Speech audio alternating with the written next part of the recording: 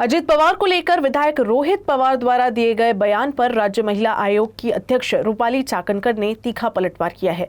भंडारा में पत्रकारों से बातचीत के दौरान चाकणकर ने कहा कि रोहित पवार रोज अलग अलग बयान दे रही हैं, उस पर ध्यान देने की जरूरत नहीं है। इसी के साथ उन्होंने ये भी कहा कि तमाम बयानों पर पार्टी नेतृत्व उचित समय पर इसका जवाब देगा।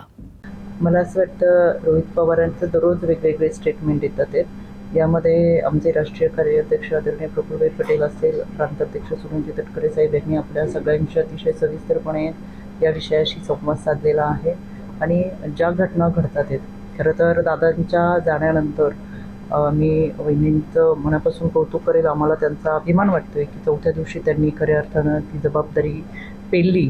भावना महत्त्वाच्या आहेत, पण त्याच्या पलीकडे जाऊन जनसेवेची भावना आणि कर्तव्य महत्त्वाचं आहे हे त्यांनी त्यांच्या कृतीतून दाखवून दिलं आहे।